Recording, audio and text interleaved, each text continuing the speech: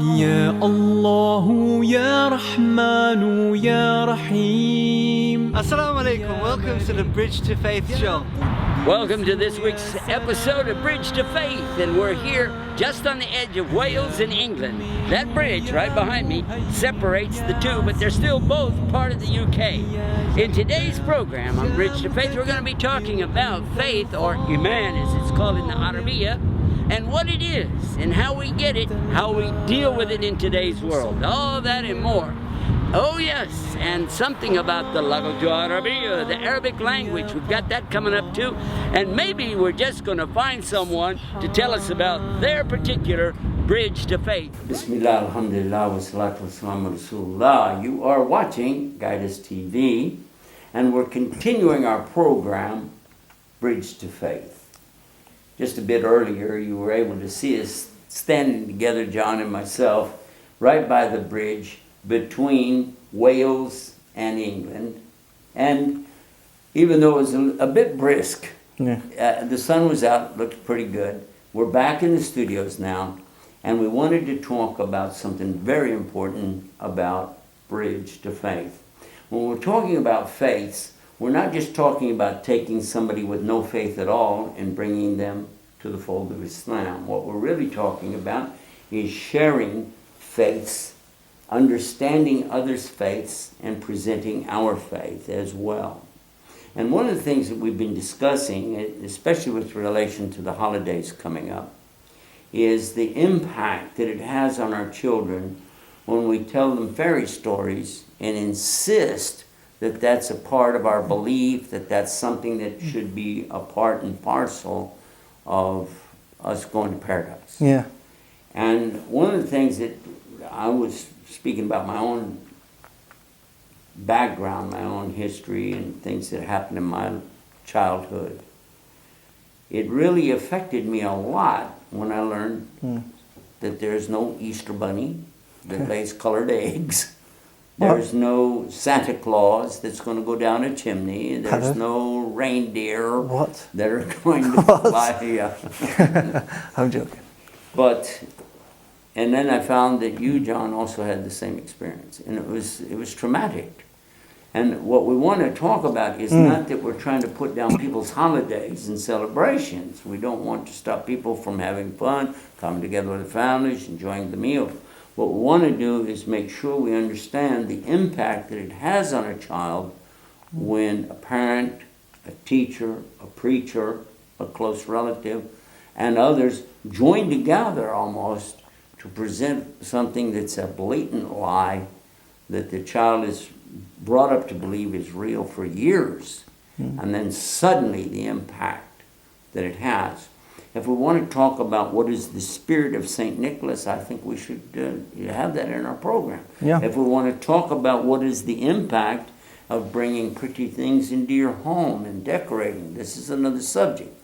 But when we try to tie in with ancient religions and what their superstitions were, and then bring that in as though it was true, what I'm saying is, I think that that is something very dangerous, and it gets away from our real principle of taking the basis of faith, which is based on beliefs. Beliefs have to be based on truth, or at least something that you could either prove or not disprove. Does that make sense? Definitely. And if I could, John, I'd like for you to speak just for a minute on this topic yourself. Yeah, I mean, generally we have different festivals. You know, Muslims, Christians, Jews, non-Muslims, non-believers. Everyone has different festivals which they celebrate. And Christmas is a time that Christians, you know, they have a celebration. And generally it's a great time for family and friends to come together, you know, exchange gifts, bring the family together. They might attend church and things like that. Let's don't forget the food.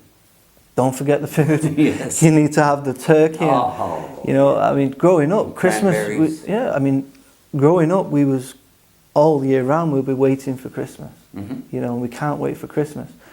And from a very young age, you know, in England, we brought up to believe in Father Christmas. I know in America it's Santa Claus. Yes, it is. Yeah. And this was a belief. This was something that I was told from a very young age that there was a man called Father Christmas, and just before Christmas we'd actually go and visit him. We'd queue up to go and see Santa's grotto, or Father Christmas's grotto.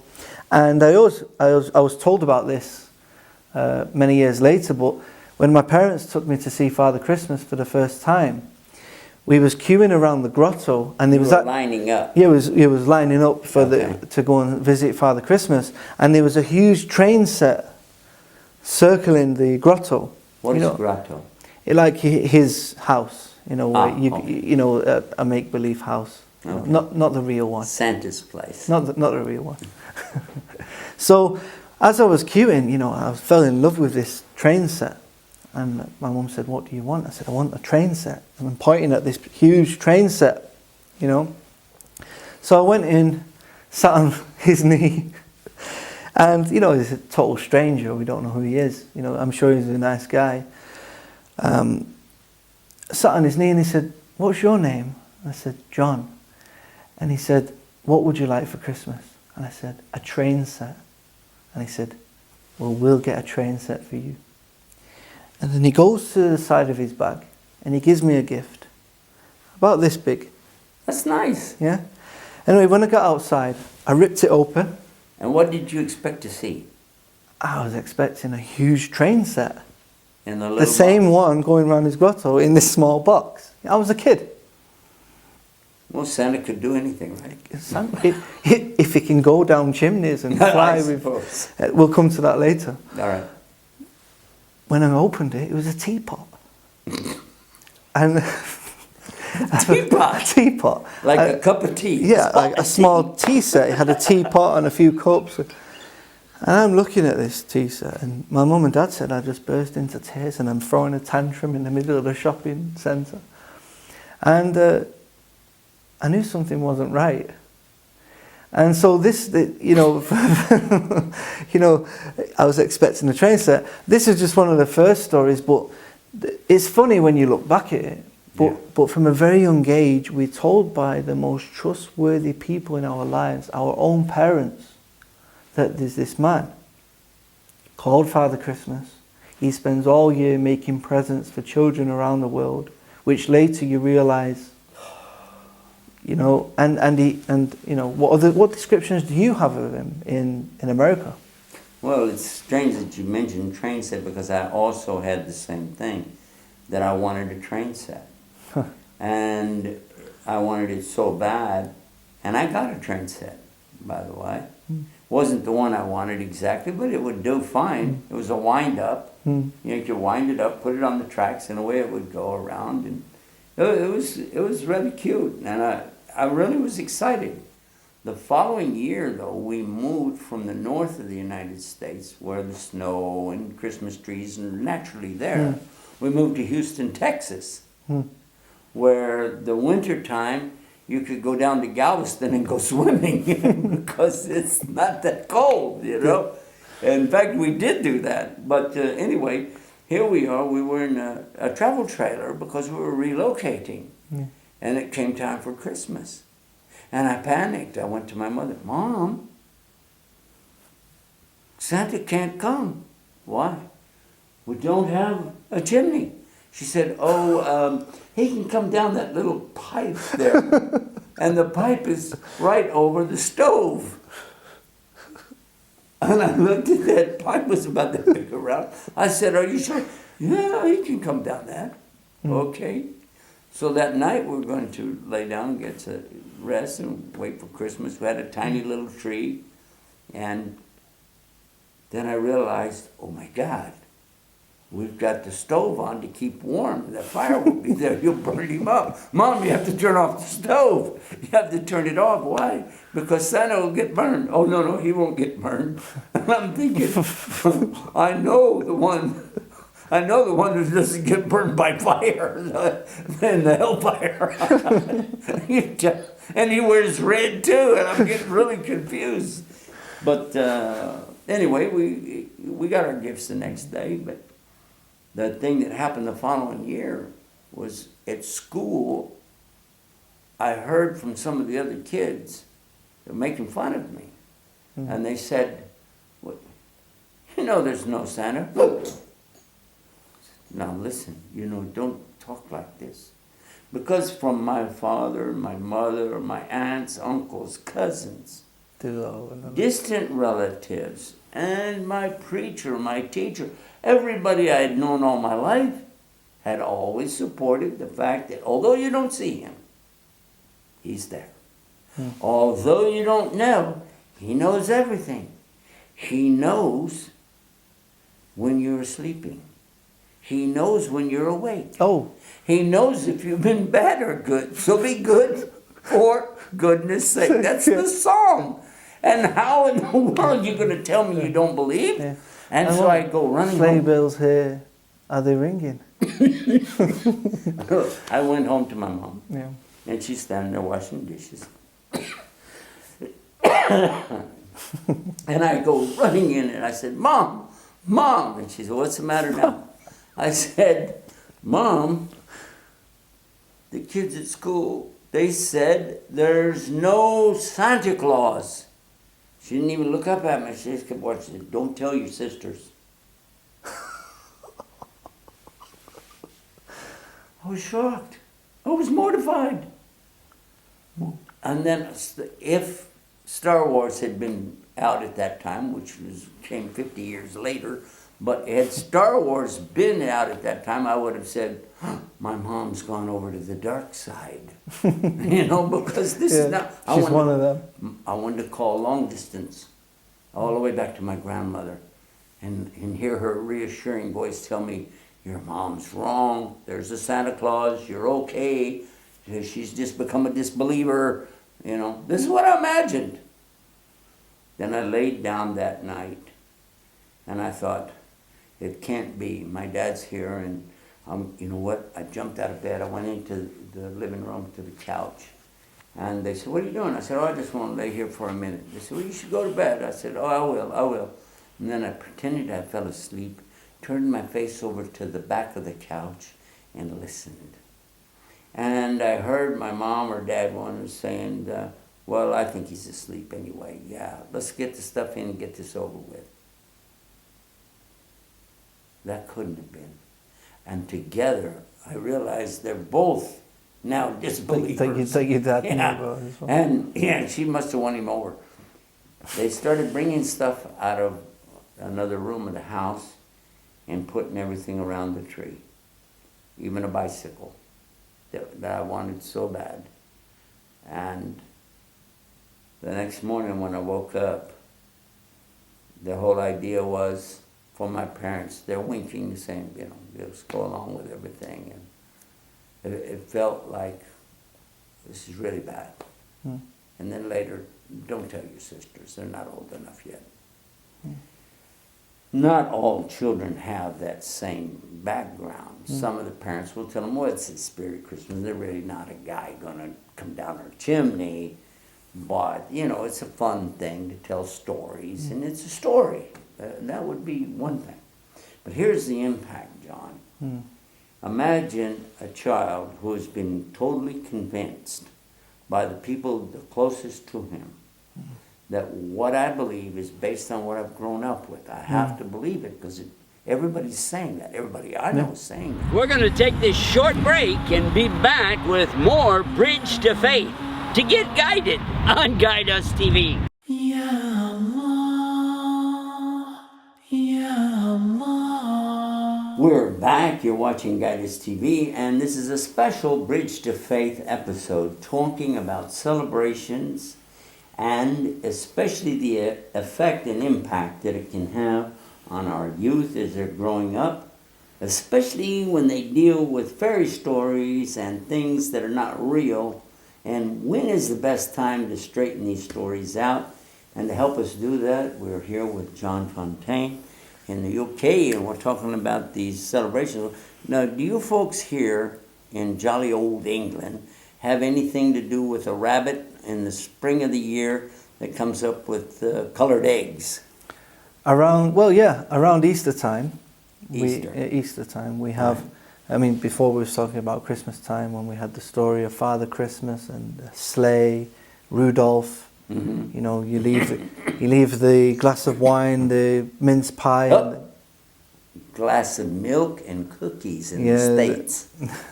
in England it's a glass of the finest red, as they say. The This is what- squeezing of the grapes. This is what they say.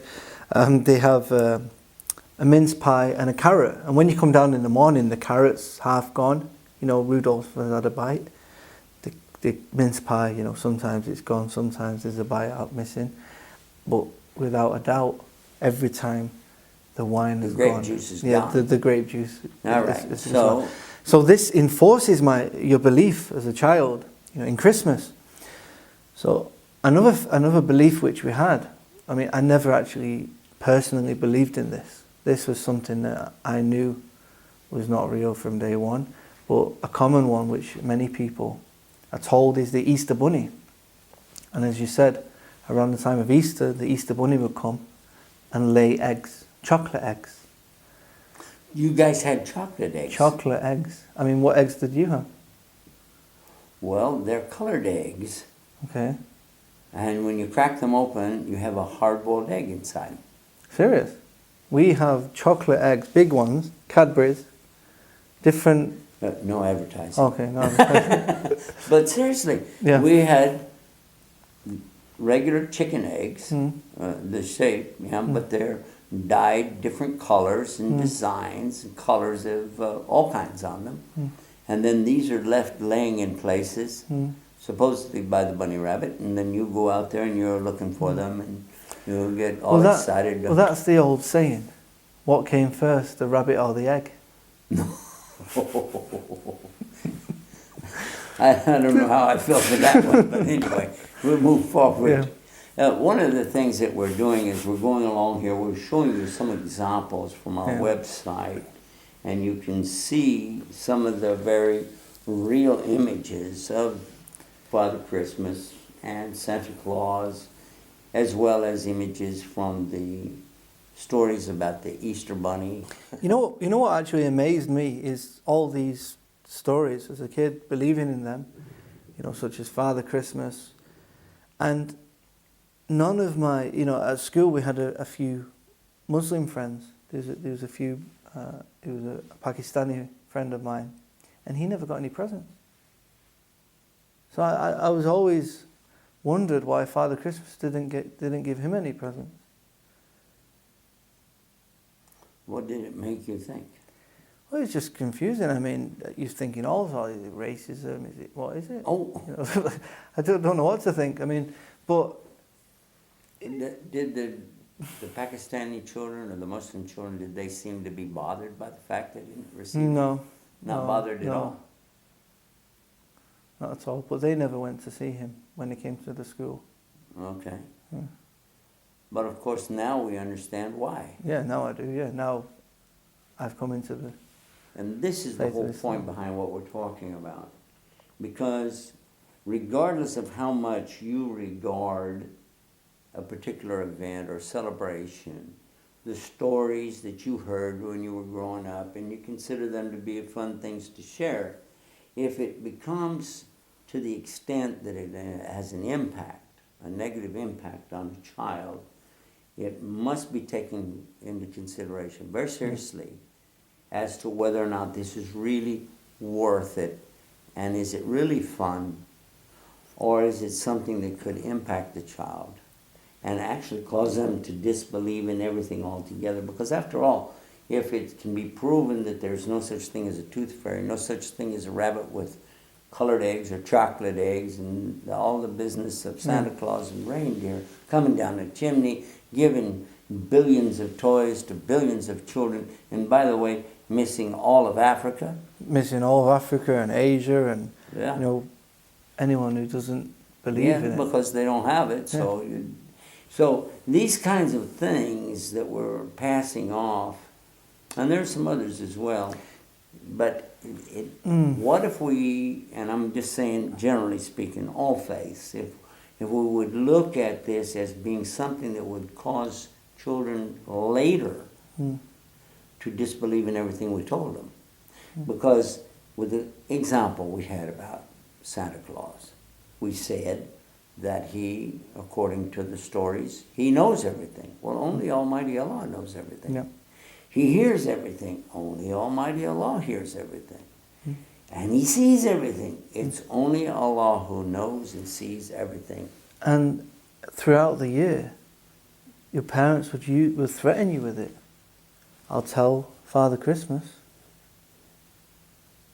You know, like as if you're accountable to Father Christmas. We heard the same. Well, Yeah. I'm going to tell Santa Claus. Yeah. Whoa! I mean, that was like. Do you want your bike? Do you want your bike? Do you want your roller skate? But another aspect of this isn't the material side of it. What we're seeing now with this extreme materialism, this competition, especially with the kids at school, you know, they're competing for the best toys, the best games, the best trainers, whatever it may be. And in the school, the kids, you know, have a lot of bullying, and, you know, families what are less fortunate than other families, you know, it's very difficult. And it's because Christmas becomes such a stress on the family and the children. And is it fun? Is it worth it? You know, about a decade ago or so, maybe a little more, there was an article that came out telling us that the number one day out of the year for suicide was the day after Christmas. Because many people were holding on. There's some psychiatrists speaking about it, that a number of people holding on, just let me get through the holidays, let me get this one thing done, and then all of a sudden, all of that's finished, everybody's gone, and none of the things came about like I hoped for, and then they take their own life. And the bill comes through. I don't know about the bill. I hadn't even thought about that. That's a whole nother story. Yeah. That kills the bank account. I think that, to be fair, I'm not telling people, and I don't think it would be fair to me to say, you know, don't have any fun. What I'm saying is, how about just have fun, but let's hold back on these stories unless we make sure they understand, oh, this is just a fun story. Wouldn't it be funny if, something like that, and maybe the children would be able to deal with it better. Now, as far as Muslims are concerned, this is a whole separate subject, and now we're talking about a particular faith. Up to now, we've been just talking in general.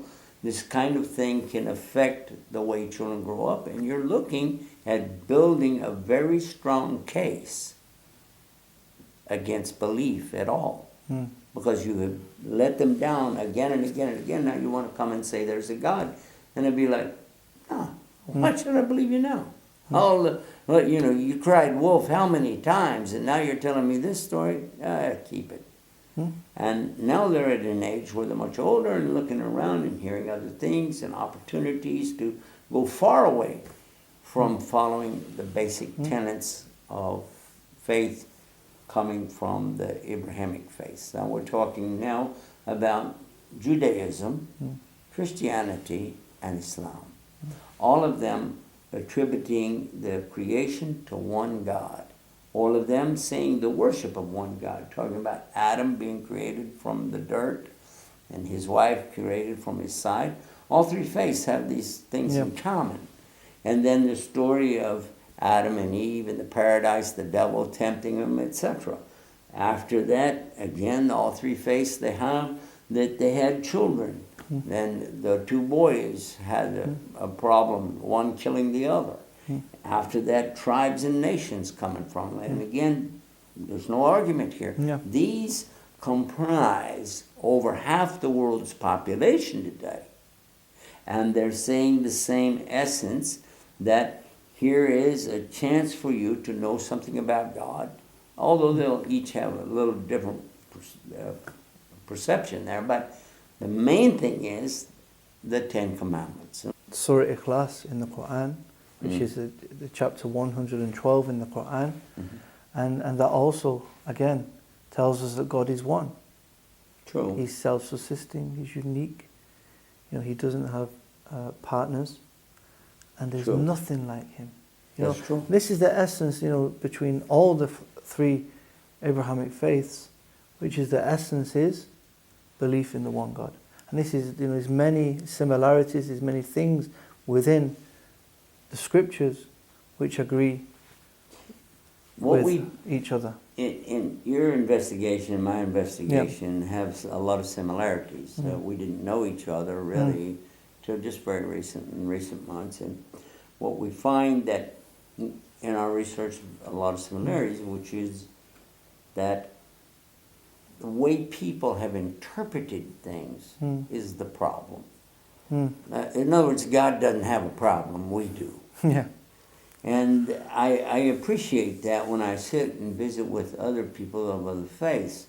But again, I want to come to, okay, here's a problem that we all have together, and that is our children growing up without faith. To elaborate on that for just a minute, I would like to mention something we as Muslims understand, like to share that with everybody.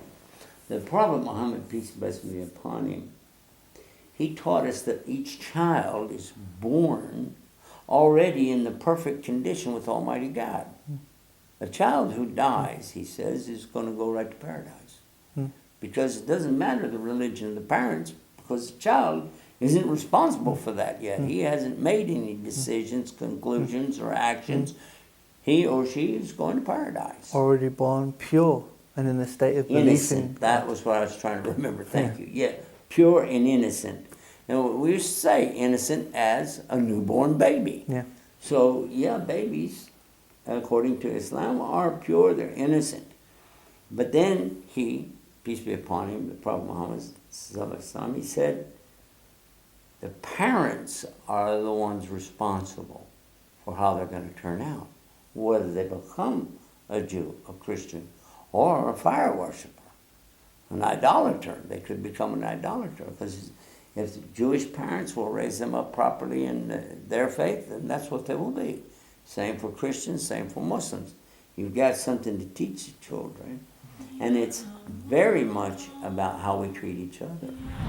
Well, that's it for this episode of Bridge to Faith, but stay tuned for more programs here. And by the way, a big thank you goes out to our brother John, who helped us with our program today, here on the corner of Wales in England and the big bridge that you see here.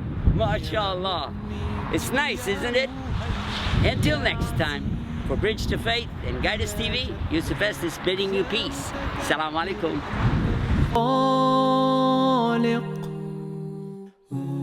أنت البارئ المصور يا غفار